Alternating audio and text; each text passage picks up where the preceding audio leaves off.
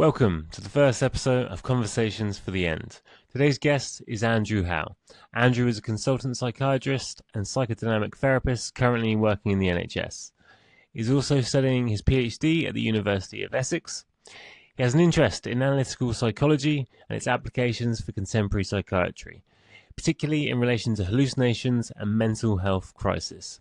Outside of healthcare, he's published articles and he's worked on projects related to analytical psychology and a variety of other fields, most recently in video games and virtual reality. Andrew is a lovely human being. He's really insightful in this. We talk about psychosis, Jung's approach to psychosis, Andrew's own approach to psychosis using some of Jung's ideas, and then we move on to video games and myth in video games. So if you enjoy it, then follow on the various social media platforms. There is a video version of this on YouTube if you are listening on the audio platforms. So subscribe, like, all of those things. So without further ado, Andrew Howe.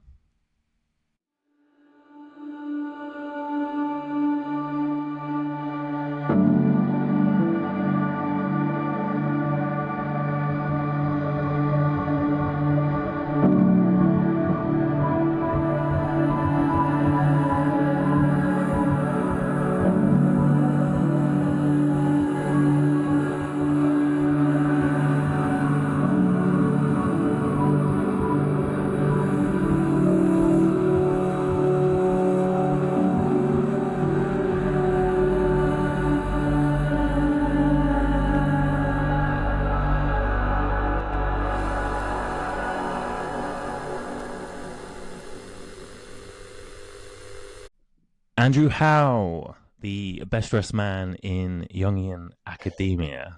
How are you? I'm not bad, thanks, Chris. How are you doing? Very well, thank you.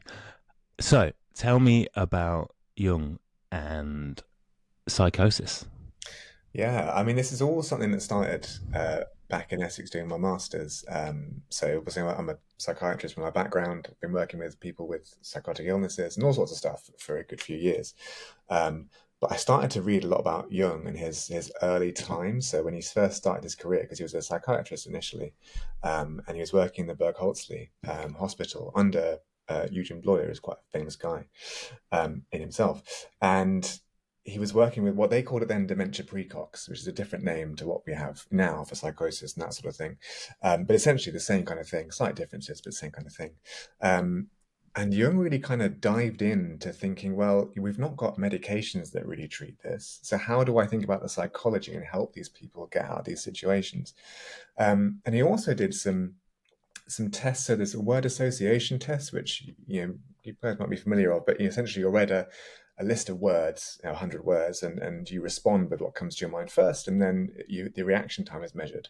And he kind of showed that with people who have a psychotic illness, there are certain things they get stuck on, and what he called a complex. And this complex is this unconscious kind of unit in the mind that kind of really is kind of a lot of emotions and stuff kind of ball together, and it kind of comes out when you're unwell. So his argument for his understanding of a psychotic episode was that, you've got your usual consciousness, you and I sort of day to day, who we are interacting with the world, and something kind of bubbles up from underneath and overtakes. And that thing is this complex, and it's to do with someone's personal history, but also Jung's kind of what he would call archetypes. So, collective themes, maybe like in mythology and stuff like that. And that would all be bundled together in this thing that bubbles over and takes over consciousness. I just found that fascinating because in psychiatry day to day, we just like, oh, it's a symptom, they're hallucinating, that ticks a box because it's a criteria for the diagnosis or whatever. And no one was saying, oh, what does it mean? Does it mean something that this person, I don't know, might think they are Jesus or an angel? Does it mean something that the devil is talking to them? I don't know. But it was just, in a way, I know it was 100 years old by the time I read it, but 100 years plus, but it was revolutionary to me because no one had thought about that. So that's how I first came across it, essentially. Okay, and you talk about the sort of use of modern medicine in kind of modern day psychiatry. How do you find that contemporary psychiatrists today respond to you talking about these Jungian ideas when it comes to in theory and also in treating patients? Yeah, yeah, and that is a great question because I think, in a way, quite trying to think like this is different. So you obviously, when you change something or do something different, you always run into difficulties and problems. I guess it's also important to say that there absolutely is this role for medication in illness, with psychosis, in lots of illnesses as well. But we should understand. Certainly, the doctor, I want to understand that's never the whole thing. Medication is not the whole solution, and I guess I feel I'm trying to be a bit more holistic, looking at the whole thing and psychologically, all these sort of things. Um, but I think you run into resistance in maybe two different ways. One is that some people, and that's the kind of practitioners they are very biological, and actually that's how they practice, and that's how they think about brain chemistry, that sort of things, which is totally a valid way of approaching things. But as you can imagine, there's more resistance from that angle. What are we really doing? Is that fair? And then there's a kind of more general. I think it's sometimes seen because so Jung talks a lot about when you work with people with these difficulties that are having these experiences, it's best to try and come alongside them and interact and talk with what's happening. So talk to the voice, talk to the person as they wish to be spoken to. So if someone thinks their name is, I don't know, a different name to what they've got, you don't call them their original name. You speak to them on their level. And if someone has beliefs about themselves that don't tally with reality around, in the ward and stuff like that, that can be really hard because some people felt that I was perhaps being, making fun of people or kind of, making them embarrass themselves, those sort of things. And so I guess that those are the two ways you kind of run into difficulties. But I also think people are really open and want to talk about meaning in these situations because, as you can imagine, if you're trying to help someone, you want to have a meaning in what you're doing, not just be like a machine ticking stuff off. So I think there is a want for it. And I also think that people want to do that because people are going through these experiences, and we just shut people down and say, well, you can't talk about that. That's mad, in inverted commas. That's not really listening to somebody, is it? And if it was me, I wouldn't feel heard. So there we are. That's interesting. So just going back to what you were saying in regards to speaking to Hmm. the, in a sense, the kind of phenomena that come up in the psychotic experience. Hmm. In one of your papers, you talk specifically about when you did that, Hmm. an example of a patient who had the delusion, I guess clinically, that they were Jesus. Can you tell us a little bit more about that? Yeah, absolutely. So this is the guy who was on an inpatient ward, in the NHS, which, we'd call them acute wards, which essentially means that actually a lot of people there who are really quite unwell. Sometimes they might be under the Mental Health Act, and there's, staff, lots of staff around, doctors, nurses, OTs, psychologists, all around trying to help these people get better and get out of hospital. So that's the situation. But this particular guy, he'd been there for a very long time, and some people have very hard to treat psychosis and psychotic illnesses. So, in that situation, often there are different medications you might go for, and sometimes there is like leftover symptoms like hallucinations or other beliefs that don't quite tally with the external reality of what's going on. And he was very much one of these people who've been labelled hard to treat, and was struggling to be discharged, but also because of his belief of who he was, it was hard for him to get on board with the idea that he had also had a diabetic illness, for example, and to take diabetic medication so he wouldn't, go blind or lose a leg, which can happen with diabetes. So working with that was very difficult. But we were getting into conflicts. But it was just a constant strife because this patient would say, "Oh, my name's Jesus," and then the staff would say, "This is not his real name." "Oh, no, you're not. Your name's John." And even that basic friction, we couldn't work together. There was no therapeutic alliance at all. So to try and take a different stance, I was kind of reading the Jungian stuff at the time. I borrowed from that, and I sat down and I said to this person, "Well, okay, come in, Jesus, sit down. How are you?" And the instant, even that small sentence, the change in this man's demeanor was instantaneous. I wish I could kind of show you what it was because suddenly it was almost like there was a twinkle in the eye of like, "Oh, okay, well we can talk now." And we talked. I didn't talk about health at all. I talked about what it felt like to be Jesus. It was nearly Christmas, so what that was like for him. I spoke about the Bible. I spoke about verses that meant something to him. We had a really wide-reaching conversation, which wasn't about his mental health specifically, but it was a meaningful one, and it was a meaningful one to him and his experience at that time. And then over time, We had a few more chats like this. Then we built up this therapeutic relationship. And then there was a space for me saying, I wonder if it might be a good idea to take your diabetic medication because I'm a bit worried about this.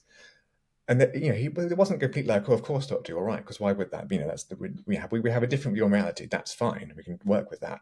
But there was more of a working with, and eventually, I think this approach let us move towards a place where we planned a discharge that let this man go and live his life outside the hospital in a way that wasn't constantly fighting. It wasn't constantly kind of butting up against mental health services in general. So that's the first time I really tried it, and it's also the first time I ran into sort of difficulty because people were like, "Oh, well, you're not reorienting this man to reality." But I guess my answer to that is that you and I and everyone, we all have different realities. We never agree on everything. Doesn't matter what it is. So this idea that I, as a psychiatrist, I know reality 100%. I know what's real is a bit of a fallacy, So I also question that argument as well, because we can get caught in the idea that we are the well ones and other people are the unwell ones, and that kind of conflict, I think, is unhelpful for helping people in these situations. Yeah, it's firstly, it's a bold move. I've particularly enjoyed that paper, and I particularly enjoyed hearing about you doing that. And I remember when I first read it, I would tell people, various Jungian academics and people I knew that were interested in Jung, and that sort of response was always like very brave, like as if you yourself may have been at risk for being 136 or something for even suggesting such a thing. So I think that's exciting, and I think it's very much in the spirit of Jung to try that and to sort of push back against the established norms. I just wanted to touch on, just to go a little bit further into the kind of sort of details of that experience, and why I think it's so interesting is, if anyone's always is familiar with the some of the basic literature on the phenomenology of what's called primary delusions, like Jaspers writes how these delusions, they aren't sort of cognitively pieced together with sort of rational logic. It announces itself in the experience of the person, often as like an epiphany. And to them, so this man who was convinced he was Jesus, to him that is, it announces itself as true, as true as for you and I that the sky would be blue and the grass is green. It announces itself almost more true than those things. It will, a lot of people, I think, in the literature report in their own experience that it feels like the truest thing they'd ever experienced. And I think you spoke earlier about people want to be seen and heard and not have their experience inadvertently invalidated. And I think although it is a bold move, it's interesting to see the benefit that validating such a kind of wild claim that was true to that experience has. It's fascinating. So there's some other things you talk about in your papers where you kind of do an overview of Jung's sort of theories on psychosis and the kind of modern literature. Can you tell me more about the toxin idea that Jung had? Oh yeah, so Jung's toxin idea. I think it kind of stemmed from he really thought there must be this underlying cause for this for the events of psychosis to happen. So he never really properly defined it. He never really kind of drilled down. He made some quite general comments about there must be a toxin of some kind. There must be something. And I guess if you think thinking of the time period he was around, I think there was a lot about, early microbiology and those sort of things had grown up recently. The idea in medicine there might be these, that kind of happened before him as well. Microbiology had been around for a while, but this idea that there could be a noxious cause was quite a medical idea that was around. So I think he's borrowed that also historically a little bit as an idea. But he was really trying to there must be something in the brain that causes this to happen, because for some people that you're well and things are going okay, and then something happens, and then you're not deemed as well, your life changes. So there must be this cause underneath it. And while there were psychological kind of reasons as well for it, which he obviously was very on board with, at times, and this is the problem with Jung, he flips around, which is great for people studying him because you can just pick the one you like in some ways. But at times, he did sort of say, well, there must be this underlying toxin idea. And perhaps you might be coming on to this in itself, but like, it's interesting because now the way we think about particularly sort of more the classic schizophrenia, psychotic illnesses now is the kind of dopamine dysregulation theory. So we know that medications that block dopamine seem to improve symptoms in psychosis or in certain types of psychotic experience. Not all of them, we can't pretend it's all of them.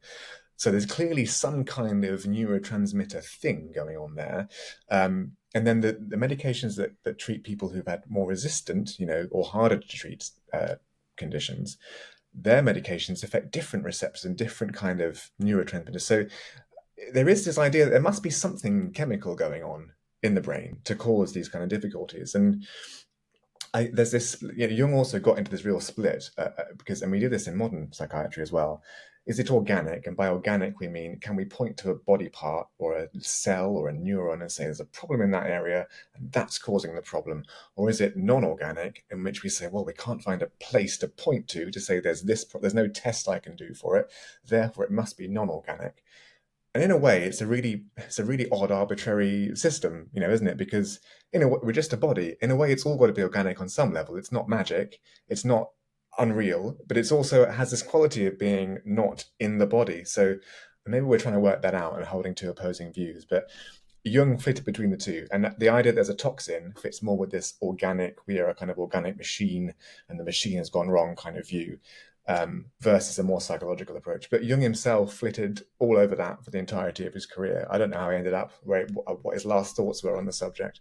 I probably would veer, though, to him being more psychological and non-organic, given how the rest of his career changed over time. I think he became less of a scientist the longer time went on. Yeah, I think when you get to the end of his sort of tenure, he's talking more about like the unus mundus and synchronicity, and he's kind of letting go of the European baggage of the Cartesian metaphysics that he's very much been carrying since the Enlightenment, I guess, ultimately, and the spirit of the times, I guess.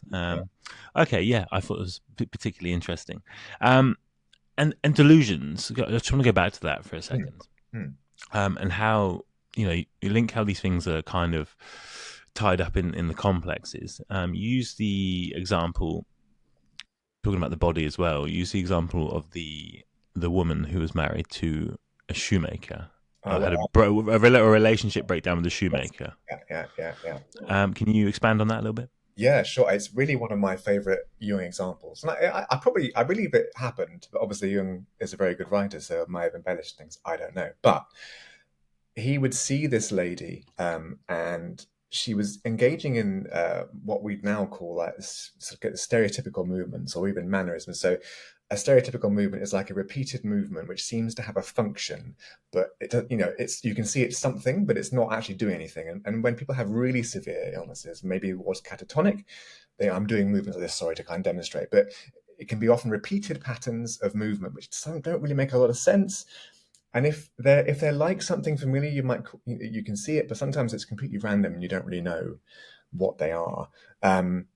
It's very rare nowadays. I've seen it a handful of times. I think the last time I saw it, someone was doing this kind of circular motion with their hands endlessly over and over. But in Jung's example, this woman was doing this sort of like hitting her hand like this, and then someone had remarked, "Oh, is that like making shoes? When people put the shoe between their and kind of knit all the knits the wrong. I'm not a shoemaker, but you know what I mean. It's a shoemaking movement." And everyone's like, "Oh, maybe we're not really sure. It all doesn't make a lot of sense." And then she sadly died, I think, while Jung was working at the Bergholzli. And he went to the funeral and he asked a relative who came, he said, "Well, when did it all start? Because we can never make much sense of things." And the relative said, she was jilted. So as in, the wedding was planned and it was called off. And she was jilted by a shoemaker. And so the idea is that actually the symptom that person was experiencing was entirely relevant to their personal history of this psychological insult of the shoemaker. And then there's something going to have been in that complex, in that movement about, that original reason for it happening. And that's very personal.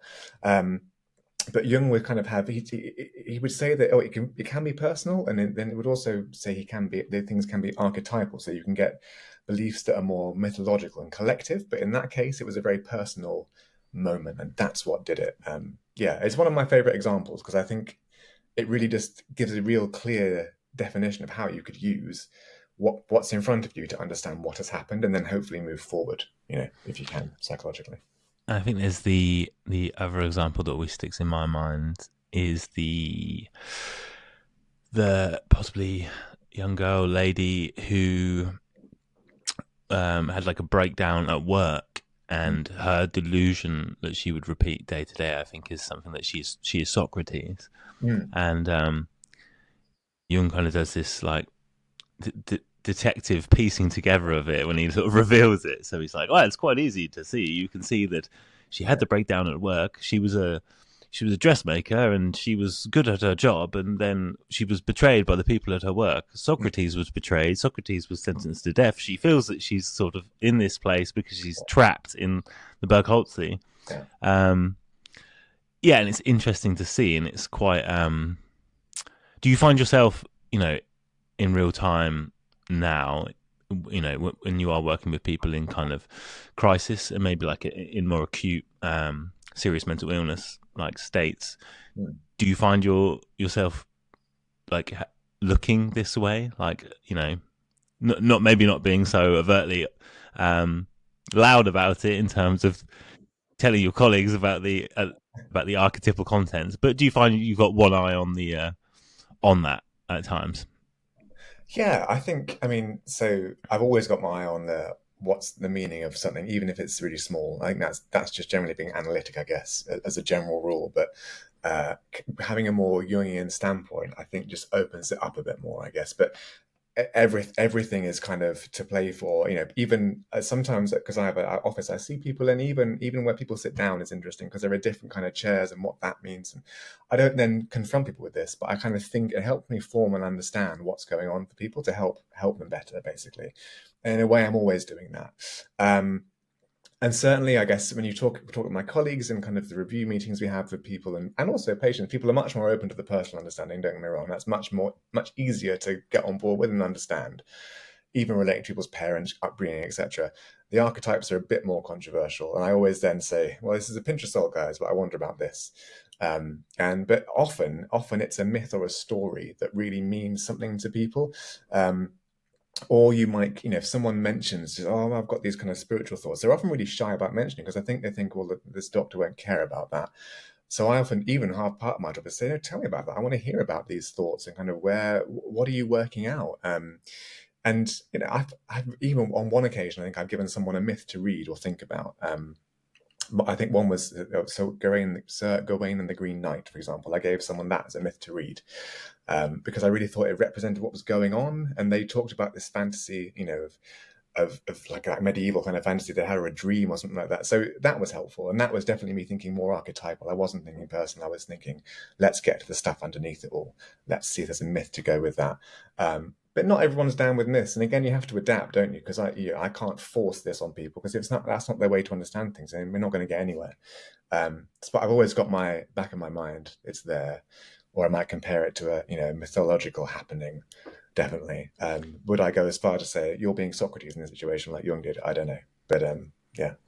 Yeah, I do think it must be interesting to in the spirit of kind of Jung's personality, number one, and number two, you're kind of in your academic work and in your sort of professional work, you're kind of straddling these two worlds that are in some sense opposed to each other. And I like that in your papers, the optimism that this stuff can maybe be brought back in because, I think people maybe are striving for meaning generally in life. I think that can be potentially an issue. And on that note, and you're talking about meaning, how do you find let me rephrase it. So I think some of the literature that I've read talks about how people often struggle in recovery Mm, from like acute psychotic episodes mm, because of being able to sort of reintegrate the experience. mm, And Jung was quite adamant that as soon as someone was not acutely unwell anymore, they mm, used to start discussing mm, the experience mm, in an attempt to integrate it. mm. What challenges do you think people have in integrating sort of quite acute psychotic experiences, and how do you think Jung's psychology um, and ideas can help with that? Yeah, and I actually, in a way, it's one of the most challenging things because I do believe it as an idea. Like after it happens, that then is the time. Yeah. Um, but let's think. So someone has been, they've been deemed unwell. They might have been sectioned, which is a really traumatic process to go through. And I've done that many times myself. And so I know it's hard and difficult. And it kind of puts a label on people. People then locked in this ward, they can't leave. And one can feel very analyzed, and actually this doctor is deciding whether I leave or go, or if I get to go outside for 5 minutes today. This doctor in front of me decides all that. So I'm not going to say these things that I've realized that mean he says that, you can't go outside, you're unwell, sort of thing. So we've already set up before we've even properly begun. You need to keep some of this stuff hidden. And the moment you might have more awareness of what needs to be hidden, you're going to do that. And understandable, isn't it? I would do that. I'm sure I would do that because if you're having your own internal experience, which is very valid and real, but I'm out here saying, well, that's an illness, and the more you've got that, the more you're staying. Of course, and as people get better and you observe people feeling better and ready to go home, I really think there's a real tension between, do I be honest about what I experienced and say all these things I went through? Because if I do, are they just going to put me back where I was? And that in itself creates a problem, which you have to have, I guess, worked on from the day one, in terms of how you frame things. And so for me, that's things like, instead of talking about the delusions in inverted commas, you talk about it for them as an experience, as a reality, but then I focus on how that makes people feel and say, well, let's focus on the feelings because it feels really stressful. So let's try and get that stress and that feeling better out of the way, and then try and have a more like open discussion around the delusions or whatever, they were hallucinations. So I think you have to do that from the start. Then you run into the problem of people not wanting to disclose any new things when they might be getting better in time to leave hospital. And then so in the UK, we're really fortunate. We have these early intervention teams, they call it. It's a national sort of program, and there are specialized teams. People have had their first episode of psychosis to really help them kind of recover and get better, and for it not to happen again. And so the ethos there is 100% what Jung would want, I think, in terms of instantly, straight up, dealing with this and kind of recovering and moving forward.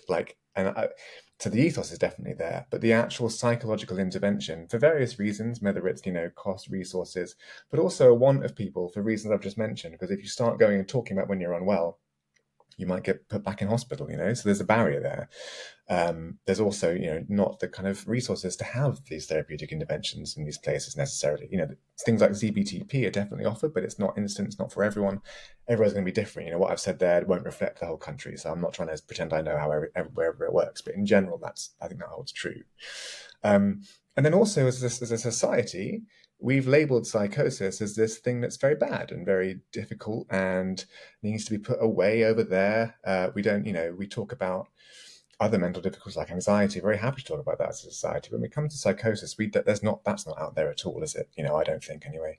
And therefore, there's a social pressure to not be psychotic and not even talk about the things you've been through because, again, it might be embarrassing, humiliating. You might feel observed, and again, there's this danger that you might come back to hospital or something like that. So Jung's idea is good. I think we're sort of trying it in the UK, but the idea that we really psychologically talk about what happened to somebody, I don't think that happens a lot. And in an ideal world, I would love that. That would be great. If I could set up and say, all right, we're going to have this thing now. Everyone gets, I don't know, even just 6 to 12 sessions of an unconscious-based therapy to process what's happened every time it happens. That would be perfect. But we don't live in a world where that could happen at the moment, unfortunately.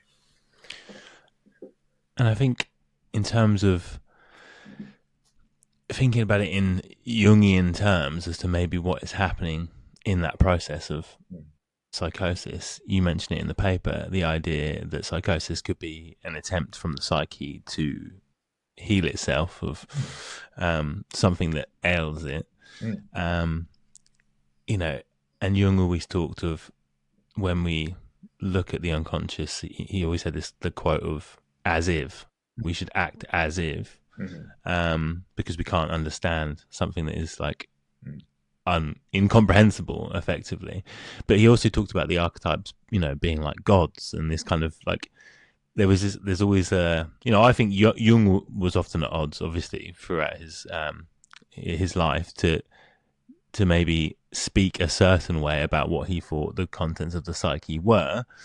Um, but there is this idea that there is this kind of element of the unconscious that maybe needs to be taken seriously, and obviously holds lots of risks in terms of engaging with it. And I think that is seen in psychosis, when there's kind of an eruption of unconscious contents.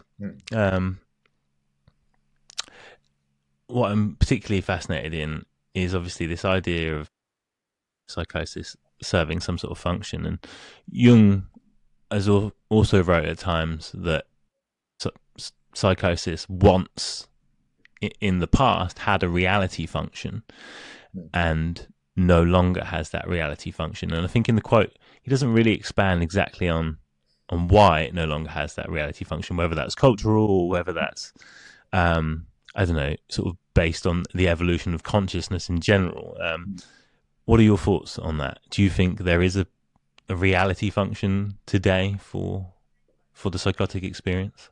Yeah, it's interesting. I think this comes from then that Jung had this overall view that we started as this kind of animalistic man, and then came into groups, human beings, kind of society started being built up, and I think he really, in some ways, idolized that period of time psychologically, because he saw it as this time when the unconscious was very live, and we were just interacting all constantly.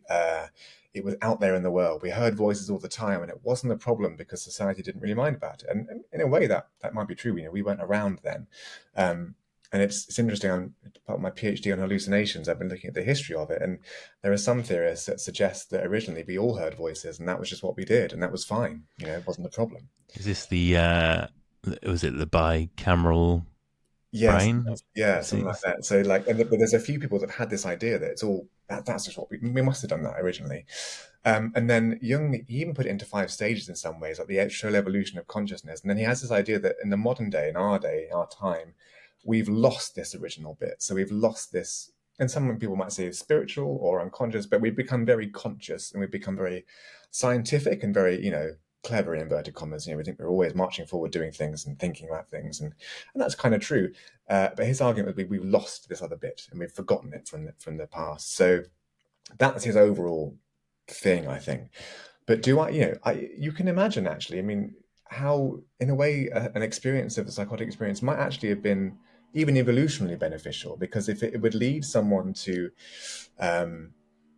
maybe, let's say, a delusion of persecution, where somebody might think some people are being chased and someone's after me, which might lead someone to hiding, kind of being a lot more closed off, shutting people off, maybe sort of conserving their resources in their own environment. There might be a biological wisdom to that, and some of the modern archetypal theorists talk about this biological wisdom to archetypes, that actually they make sense for the organism and the animal and the human being, but in society, in this thing we've constructed above, in the upper end bits of our brain, it doesn't quite work so much. But on a sense of the animal, the brainstem kind of animal, emotional person that we are, sometimes these responses are biologically wise. And I found that a phrase that I've been thinking a lot about recently, actually. I read it about 4 months ago now, but this archetypal biological wisdom, which leads to patterns of behavior and things that don't make the logical cognitive sense, but make a lot of sense when you think about it as a survival mechanism. And that holds true for a lot of things, I think, that humans go through that we think are bizarre nowadays. Okay. It just made me think of the I've never actually fully read it, but that bicameral, I think it's the bicameral mind book. The interesting thing I like about what he mentions is uses Homer's books. So what is it? It's the Odyssey, and what's the other one? I've drawn a blank. See, gosh, now I'm testing my classics. Iliad, Odyssey, Yeah. Odyssey. So whichever one came first, he Yeah, says if you read that, yeah, there's not one point in that book where anyone ever like has a thought, like yeah, thinks like we do now, yeah, and then it's in the second book that's when that kind of thinking gets introduced, and mm, it's I think there's been a lot of criticism of that book. mm, It's a I've never read it fully. I've read sort of overviews of it, and it's a fun idea. It's one of yeah, those ones that you like want to be true because it's so like, oh, that's cool. But yeah, I particularly like that idea that you can see it in two books, and that, you know, it's always like some sort of god talking to Achilles. yeah. So it's almost like an archetypal figure. Um, okay, one thing that I was thinking about when you were discussing there is this idea of the kind of links in with like the aesthetics of mental illness. Mm, mhm, Um, and I think sometimes what I see, if you look at this kind of content to do with acute mental illness on social media, mhm, I follow this fantastic artist who's diagnosed with schizophrenia. yeah, Absolutely beautiful artwork, and he's really insightful about his illness and his recovery. mm, His name's Alio. I'm in talks to have him on the show, so fingers great. crossed. Yeah. But he often challenges a lot of comments from people that will say, "Have you considered that the voices that you're hearing are just like angels and spirits?" Mm, And often that stuff can come from people who are, don't suffer from acute mental illness, mm, but they, dare I say it, may even be sort of Jungian kind of, they might be, maybe not sort of diehard Jungian readers, but they might like some of those ideas.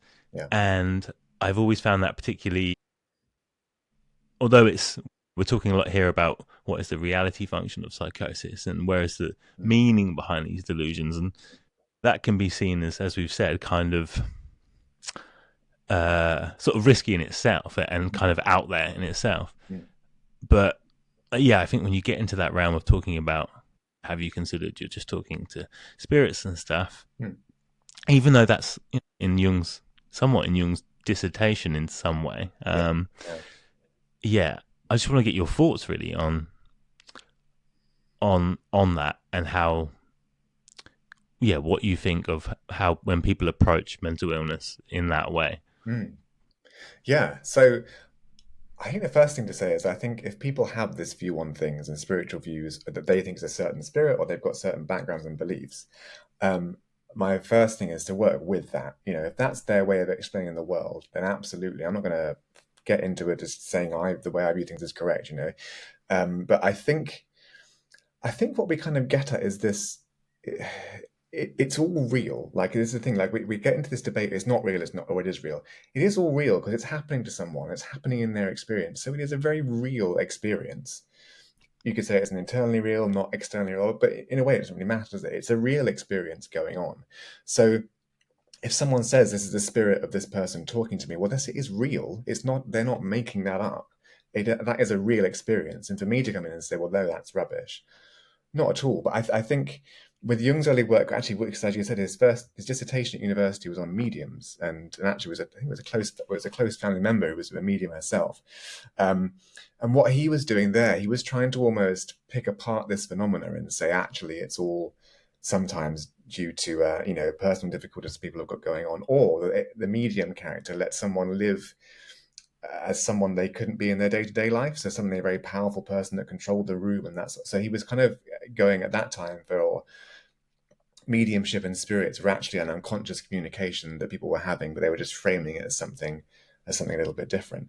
And I guess, because of my beliefs and background, what I believe, if someone's hearing a spirit or the voice of God, I think they're hearing something from their own unconscious. That's what I think. So the sort of unmanifest personality Yeah, potentially. yeah, it could be all sorts of things that will be personally relevant, and um, And that's not meant to demean someone's experience of hearing God externally, because people have that experience. And I'm not here to dismiss that at all. But for me, my view of the world and the way we work is that that's an unconscious communication. But you can still work with that in the same way. If I think that and someone else thinks it's the voice of God, we can still kind of work with it, because what's the message in it? What's the actual meaning? What's the message for you in this thing that might actually mean something transformative? So yeah, I'm never here to say we shouldn't be, have the classic religious views. And maybe if I'm saying it's the unconscious, perhaps that's my religion. Maybe, I don't know. You know what I mean? It's a really grey area anyway. But the idea that it's not real, I disbelieve in it. And I think when you have people posting saying, "Have you considered, it's an angel or whatever?" Um, if that person who's experiencing it thinks it's an angel, absolutely fine, then it is. But you can't give that to someone. You can't say, well, you are hearing that, because then you're just, in a way, you're having the same view as saying that's an illness, because you're telling someone about their internal experience, and I can't read your mind. That's impossible. So for me to say that you're experiencing this and it's this, it doesn't really fit with me, if that makes sense. Yeah, yeah, and I think that's where I'm somewhat most fascinated.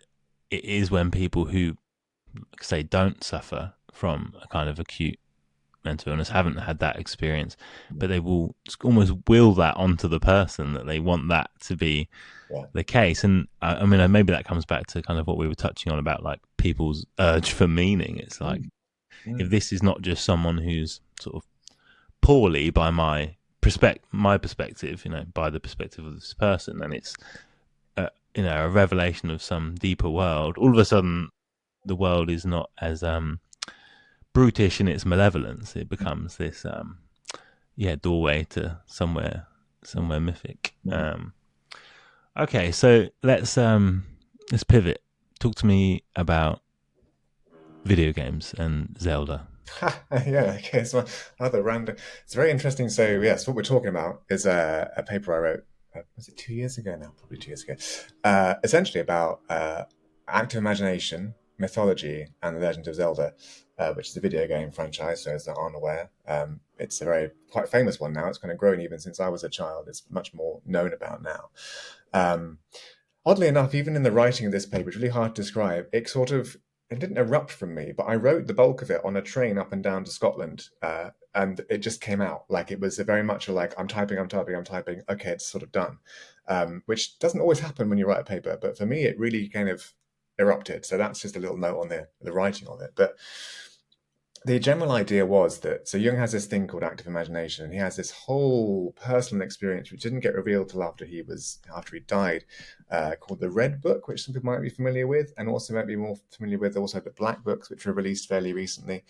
The Red Book is this kind of massive like leather-bound book with drawings and kind of what might seem quite bizarre mythological writings that Jung experienced in his own psyche. And he experienced it, from what you can understand, as almost like a visual and auditory interaction with characters that represented his own mind. And when it was happening, I think he feared that he was having a psychotic illness himself, but he really went with it. And would talk to these characters, draw them out, and talk about them, and do loads of stuff with them. Really, if you look at his actual symptoms, he probably wasn't having a psychotic experience, because what we forget about, also, just as a side note, is that we talk about delusions, hallucinations, but actually, people who are experiencing psychotic illness, often their life isn't working because they feel so either scared, worried, confused, or they're not looking after themselves. That is the overall manifestation. We get very focused on this hallucination being the psychosis, which it isn't, and that's a separate project, I guess, which I can talk about in a bit, about what hallucinations are in general. But so he had this experience. He did it in the Red Book, and in the Black Books, there's all his notes about it. So it's much more like, it's not, well, it might seem rambling to some people, but it's kind of like a stream of unconsciousness that goes on. From that came this concept of active imagination, which is essentially like relaxing, trying to enter into your unconscious and interact with the things that are there. Or like, you have a dream, you might dream it forward, so you might reimagine the scene and talk to the people in the dream, or you might draw things out, or you might kind of just relax and see if a voice comes up. Those sort of things. It's active and it's imaginative. I think that's the name. Sorry, really basic, but like, that's what it is. And so when you come to the idea of modern video games, which often get a bad rap from people saying, oh, these people are playing video games, wasting their time inside, not going outside for walks, etc., etc. But for some people, these games mean an awful lot. They mean a huge amount to people, and that's kind of what the paper is about. Is that actually this game, Legend of Zelda, is a really complex mythological uh, game, and but the background, the story, the lore around it has all these archetypal qualities. You know, there's a wise old man, there's a great mother, there's all these kind of characters that are in there archetypally. And then when you're in a video game, you know, often you can choose your name and you walk around the world, you interact with it, and you know, now we've got virtual reality, which is, you know, even more interactive. But in the Legend of Zelda thing, you kind of walk through things, do things. And all these games have massively archetypal underpinnings to them. Like you can frame, there's one called Majora's Mask, which is seen as the dark one in inverted commas, but there's a lot there about depression and, you know, and those sort of parts of oneself. And it also fits with this hero's journey, which essentially all good stories, all good films, all good books are going to have this hero's story, which is kind of Jung and Joseph Campbell really formulated it and stuff. But following this arc of sort of not redemption, but change. And you can map that hero's story onto the therapeutic journey if you think about it like that. You know, there's the really intense period of difficulty and strife, but in the end, there is change, and you come out somewhere with something different compared to when you started. And video games are full of that. And not only you're not just watching it, you're interacting with it. So that was the kind of ethos of the whole thing. It was also trying to say that actually, some people, when they play these games, there's something really deep going on. It's not just art, you know, pressing a bunch of buttons. There's something deeper going on. That's why people fall in love with these games. They mean something psychologically to people. You know, there are some groups on you know, social media where people get tattoos of things from Zelda. Like they love it so much it's on their body. Like it's a proper experience, and that's just one video game franchise. And I really believe that when people play these things, they get in touch with that. And it feels like an area that's sort of untapped and ignored and often seen to be a problem. Versus there's millions of psychoanalytic papers about films and books and art. But when someone brings it to the video game and saying, actually, this is an art form too, this is a story, this is a visual experience, this is an auditory experience, I think that's probably a bit new. So I guess that was my aim with that. But yeah, that was that. And you talk about in the paper, there's this reference to the subject of the paper revisiting one of the games from childhood, and it being in itself like a call to adventure and a kind of going out on that quest again, and that ability to kind of see things that maybe you didn't see before with fresh eyes. And it kind of made me think, you know, this obviously Jung's idea of circumambulation and how you can you circle this kind of the self, the sort of potential whole personality, and you might circle the same thing, but you come back to see something new in it. You talk a lot about developing real world skills from it. Tell me more about that, about these real world kind of skills that can be developed from either how you see it generally, or, you know, from the experiences of the paper.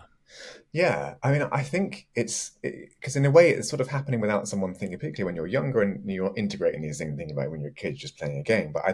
So the first premise is that there's these things happening constantly, you know, without you necessarily realizing it. But let's imagine, you know, you go through this heroic journey where there is often strife and things to work, you know, to battles essentially, you know. And I think the end of the consciousness, because, you know, I don't know if I mentioned in the paper or not, but dreams about the game then leading to a resolution in the game in real life. So there's something like psychological going on that changes, that then affects the video game world, then comes back and affects your psyche. And I think it's things like, you know, being your own hero in your own journey, giving you energy in a way to just get through difficulties and problems. And I think, you know, people might think it's fantastical, but I think actually it's quite powerful that people have these ideas that they can be their own hero inside. And if they live these experiences and go through these different situations, there's something powerful gleaned from it, I think, that just links to some of maybe personal issues. And often the stories, I mean, there's so many stories in the franchise, but I'm going to go back to the one with depression again. Like there's something about overcoming this in the game, essentially, the world is going to end in 3 days because the moon's going to crash into the ground, basically. And this clock is constantly ticking. Your time is running out. And there's how, and you're talking to people talking about the world ending, and there's time running out, and it's really like gets really deep into something, and it makes you question things about your own life. What am I doing? Time is running out. We're all not here forever. So if you're having that experience in real life, then living it in a video game, but sort of conquering it at the same time, it gives you this psychic energy. At least I think it does, to maybe approach things differently. It's like when someone reads a book that really speaks to them, and that seems very powerful. It's you don't copy these people, but it's definitely something about they take the energy of the character they were playing and live it in their life, and it can be. It's like putting on that, you can say a persona or something, but you put on that hero's thing. That's sometimes what you need to get through things. And when it comes back to replaying when you're older, that there is that reflection, but it's the cycle, isn't it? The hero's journey is a circular cycle. You just keep going around it every time, but more reflections. As you mentioned about circling around things, more is seen, more is experienced, more is reflected on. But yeah, and I also just think there's a description of I don't know if you get this thing, but sometimes you get that tingle down your spine of oh, this means something's happening here. And it can be a bit of music, it can be a scene, it can be something. And I think video games can do that to you as well. They can really get in touch with this basic emotional state. So yeah, I mean, maybe I haven't quite answered your question fully there, but I guess what I'm trying to say is the worlds interact, the dream world, the real world, the video game world. There are parallels all over the place. And I think you have, the sort of curation of a video game by developers kind of lends itself to presenting the numinosity of the archetypes, right? And there's that sense of, I guess, when you're watching a movie, although you have that, they call it the didactic shift, where you sort of become the character, but in a video game, you are that character. You're playing as that, and I think that probably lends itself to what you're saying. One thing that I've noticed recently, I don't know how chronically online you are, so generally speaking, but I've noticed there's a lot of in the kind of reels of Instagram and this kind of video meme culture. A couple of games that have been sort of popular recently, and I don't play a lot of it, but I find myself unwinding by watching sort of 6-hour video essays on games I never played from about 15 years ago. That's kind of that's my chill time.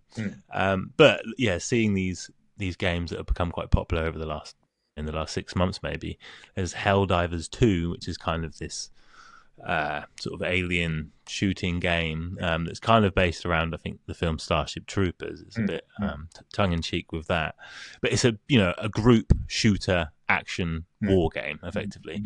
And then there's one, Space Marines 2, I think, which is a similar shooting aliens. And what I've seen in the kind of video meme culture is there'll be memes like women want to pass away in their sleep, men only want one thing, and it will be often it's the Like a Prayer song from the end of Deadpool, which in itself is a scene of sort of self-sacrifice. With clips of people playing this game that normally involve some sort of self-sacrifice. And it seems that in the culture generally, maybe more so with men, there seems to be this kind of presentation of this urge, this want for sacrifice, for self-sacrifice to something higher. And it's done in jest, isn't it? Obviously in a meme, but that's a sign of something, I think, more bubbling under the surface within the culture. I just thought I'd get your take on that. Do you think something like that presents a kind of cultural complex in the male psyche? I think there's something. I mean, these shooting games are really popular, aren't they? I'm thinking even Call of Duty from when I was a teenager. That's a very popular franchise. Yeah, and this is more. Aliens, I think, often has more meaning to it sometimes because you've got obvious othering of a non-human thing and all that sort of stuff that goes on. And I think the worlds for this Space Marine lore is quite a dark utopian kind of space. There's its own kind of stuff going on, but let's be general about it. I think, and a lot of problems we see in psychotherapy are because people's anger and ability to express violent thoughts and urges, and those is very much subdued and reduced in our modern society because quite violence is damaging, and we have quite rightly thoughts about that, and laws and all those sort of things. But the flip side, because there's always two sides on it for a coin. This is a very Jungian idea, I think, which I hold true. I think holds true.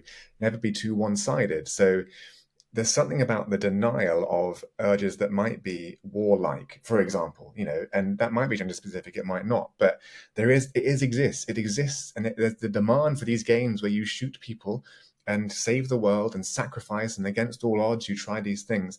They give you this way of almost like experiencing that want, which is always going to be there. And it's interesting, isn't it? Because I think often video games get framed as like, oh, they were the cause for the violence. They were the reason that person was violent. If they hadn't played the video game, they would never have been violent, which I think is a completely wrong thing to say, because that we have to acknowledge that we are human beings, and these urges, if we push them to real unconscious places, they're going to cause more damage than if you get to maybe live them a bit in a video game. And that's quite a basic kind of interpretation that doesn't really get towards archetypal things, but I think it gets to an emotive level in the feeling that someone has when they do these things, when they have this self-sacrifice. There's something human about it. There's something, and you can imagine, if we again go back to Jung's idea of like the original man years and years and years ago, there's something about survival of the species which might have lent to someone's sacrifice. It's a human thing which probably was an evolutionary advantage if we're going to be really evolutionary about it. But there's something to that as well. So I guess what I'm saying is people, even in these basic shooting games, they're living something which lets them experience something that otherwise might be wholly unconscious, particularly in our society today because of the way we view violent thoughts, anger, aggression, and stuff like that, which I think has changed over time. I think, people's ability to express anger is very different now to how it was 200, 300 years ago. And some of that's very right, because the flip side, the darker side is, abuse to violence, domestic violence, those sort of things. But there is something about here not denying the fact that we're going to get angry about things, and sometimes we might have an urge to want to hurt someone. We would never do it, but we're going to get angry, and that's a human experience, and that's allowed. And I guess maybe these video games allow you to experience some of that emotional content in a very safe way, maybe. Yeah, and I think what's always kind of interesting is obviously it allows you to do that. It presents these kind of mythic worlds, these other worlds that we've talked of, that kind of take people out of the sort of hedonic adaptation element of their own lives. And it's, I don't want it to sound I don't know, like kind of sort of condescending or anything, to generally speaking, because I'm a human being who lives life as well, but we talk a lot about like immersion in video games, and people want the ultimate in immersion, and they will sort of engross themselves in these immersive worlds, for long periods of time, while sometimes maybe neglecting the sort of, or maybe not seeing those potential archetypal behaviors in themselves when it comes to like the most immersive game you could play it, which is life, man. Do you know what I mean? It's like, it's right there. And I can't help but think of Jung's criticism of kind of, we talked about we're living in a desouled world since the end of alchemy and the birth of the Enlightenment, that it's like the world of things, and not the world of action, which is what it would have been for like archaic man. Archaic man wasn't concerned about what is this made of. It was like, what does it do, and what can I do with it? And I wonder if, you talk about VR. I wonder if that's a transition into that, bridging the gap between the kind of making the doing of these things even more kind of ontologically sort of potent in a way that can maybe help people bring that into their day-to-day lives. So now I've segued there with the VR. Tell me about your experiences with VR and what's happening there currently. Yes, this is very, very new, and this is it's a project I've been working with other people who maybe be guests on this show in the future. But it's essentially this idea that can we use virtual reality to explore our own psyche if we have a kind of therapeutic kind of setting that lets you absorb and integrate it afterwards. So we've set up this little project to essentially we're getting some people to play a horror kind of game, and not like an overt horror, but like a haunted house kind of. It's a bit spooky, you're not quite sure what's going on, and kind of walk around this environment and really track their emotions and their experience. And they might, they'll pick things up, they'll open doors. It's really it's not like an overtly scary thing. It's more like a subtle, kind of environment. But we also go with the house representing one's psyche, which in dreams is a really common theme. And so we're going to get people to explore this virtual haunted house. Where things might make them jump and all that sort of, there might be sort of slightly scary things in there.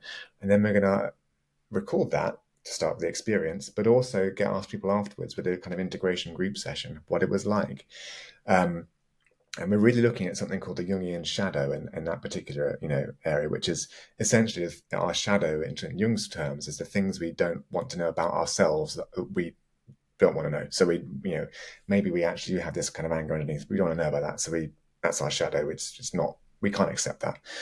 And often it comes out in things like monsters, all these haunted houses, all these external projections of that kind of shadowy element to things.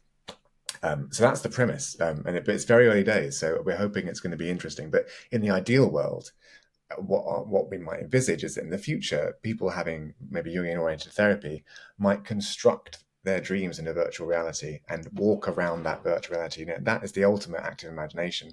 You get to step back into your dream. I mean, how amazing would that be if you can have this whole thing and step back into it and interact? And AI you can have conversations with computers now. Like there's definitely something that could come through that, I think, as long as people were supported by a psychotherapist to think about what was going on, not just kind of left. I think that's the danger of just abandoning someone to live it themselves, is that a little bit like with the psychosis talking about at the very start, you have to be able to integrate it afterwards. Otherwise it might just seem bizarre and confusing. But that's the project. Yeah. So we'll see how it goes. It's later this month, actually. So we're going to see. It sounds extremely interesting. And there's obviously a prevalence of popularity with like VR, first person exploring house games. There's the Silent Hills PT that was very popular for a while. Petrifying, so I hope it's not as petrifying as that. But it's certainly an interesting, I like the analogy of it for kind of therapy and exploring your psyche. There's a quote from Adam, I think it's Adam Buxton. My friend, loves Adam Buxton's podcast, and he said about it. My friend has worked in mental health for a long time as well, and he says, so I think someone's arguing with Adam Buxton about the sort of value of therapy, talking about using this house analogy, and he's like, "Oh well, you got all these different rooms in your house. Like, why do you need to go in the basement of your house?" And I think Adam Buxton says, like, "Yeah, I get what you're saying, but like, what if my dead dad's in there?" Like, it's just a funny little quip about leaving things unexplored. Okay, so yeah, that sounds particularly interesting. The other thing I was thinking in terms of this idea of computer games and Jungian ideas, I was thinking about this idea of Jung talked a lot about personal myth, right? And we've touched on myth throughout this episode, and he called personal myth the task of tasks, and that was what he felt like people needed to do, was to engage in a dialogue with the unconscious through things like active imagination that you've talked about, to try and understand, I guess, the story that they were living in, and become whole as much as they can through what he called individuation. And I did some sort of research on personal myth for a paper, and reading different approaches to it. And Susan Rowland has this one element in one of her papers where she talks about this idea of repetition with a difference. So it's like your personal myth is the repeated archetypal pattern, sort of free of its historical particularities, but will reoccur throughout your life with the historical particularities kind of dressing it. You can see that with Jung and his relationship with his father, and then Jung and Freud, and then, to some extent, Jung and Philemon in the active imagination. And it got me thinking about, people talk about gameplay loops, and it's, like I say, I'm not sure how much it aligns, but, you have these gameplay loops that are the kind of sometimes the core of what keep people engaged in the process of playing a game. So it will be, you have a certain cycle of how you do things, and that thing may be like dressed differently throughout the game, but it's still effectively the same loop. And it's can they keep that loop interesting? And I guess as you sort of go through the game, you learn how to do that, navigate that kind of element of the gameplay loop, and incorporate it in different ways, like new and exciting ways. You might have, in say God of War or something, where he has like an axe throwing ability. At one point, that might be to kill an enemy, or another point it might be to hit a sign that opens a gate. Do you see what I mean? So it got me thinking about that. So with the VR, can you tell me a little bit about how it's being constructed? Is it sort of filmed? Is it? Yeah, so the game it's out there already, so it's a thing people can buy, and so it's we're going to record the headsets basically. It's what's going on, so where people go and what they do. So it's currently like a published game with a developer. Okay. Yeah. I'm being shady on the name because it needs to be, because we got ethical approval for it and stuff like that. Sure. So I don't want to kind of throw it out there because what I'm not saying right now is this game is a psychological independent for anything. We're testing it out, so that's why I'm being a bit cagey. But so forgive me for that. But the experience essentially, it's an existing game. And there are a few reasons practically for that, is that actually designing a virtual world on our own is beyond our budget right now. So when you're kind of working with a pilot study case, that's what you've got to do. But we spent a lot of time looking over different possibilities. And as I said, we chose this one because it was the house symbology. It really is very explorative interaction with the world of it. And there's also this subtle horror element to it, which is not in your face horror, but it sends... when we're testing it out, I played it at night time, and I was like, oh, this is a bit unpleasant. I had to take it off. So but it made me feel something, because that's why we chose it. But we're recording people's the actual experience of it, and we may well look at that later on, like kind of pull apart the video. Where did they go? What happened? But we're also recording their experiences afterwards, and that will be thematically analysed, transcribed, etc. So we're coming at it from a few different standpoints. There's also basic questionnaires before and after. Has this changed your view? Have you learned something about yourself, etc., etc.? So and I guess our audience also, because of the background, we've got a few Jungian people in there, so they're going to be quite familiar with the shadow.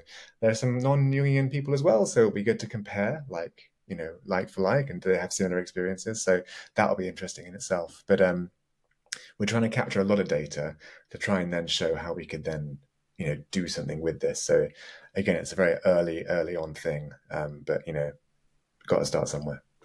I think it's exciting. I think bringing these ideas into the kind of the modern technology. I think sometimes there can be a tendency in some Jungian thought to kind of be like, oh, we just need to live like our ancestors. We need to live like mythic man. And I think David Tacey talks about it in one of his books, where he's like, it's naive, and even Jung says it as well. It's like it's naive for us to think we just have to go back to the ways of old, and that won't help us. And I think trying to find how to sort of live as harmoniously as possible with these new technologies is important. With things like AI and sort of briefly talked about earlier, and VR, how do we do that without it sort of becoming a negative? And ideas like that I think are fascinating to see to what extent. You look at some of the Unreal Engine sort of 5 tests of how real that can look.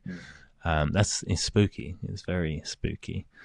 But okay, that's fascinating. Okay, Andrew, thank you for your time, for your insights. Where can people find you currently? This is my question of how social media savvy that I am. I am on X, and I am my handle is at AJH_depthpsych. So I'm on there. So that's probably the main place I post things. So you can contact me on there if you want to get in touch. I will at one point have a website when I'm organized enough to do all that, but it'll all be kind of on there. So that's where you can find me. Brilliant, fantastic. All right, yeah. Thank you for being on the show, the first one. So it's very I'm exciting. honoured. Yeah, thank you very much for inviting me. Really I appreciate will say, so it's on the record and it's in the archives forever. I do appreciate you've given me a lot of time since I've first reached out to you, and it was a pleasure. We ended up on the same panel at a conference in London, and that was my first conference, and I was a little bit nervous, and it was pleasant. It made the whole experience a lot easier when I showed up. I saw a friendly face that I'd recognise, at least from Zoom, and yeah, it was nice. It was a pleasure sharing that panel with you. So I appreciate you for that. It made the whole experience a lot nicer for me. So Oh, yeah, it's my thank you pleasure. again. No, that was a good day. I enjoyed that day. It was nice. Yeah, all right, Andrew. Cheers. Thank you very much.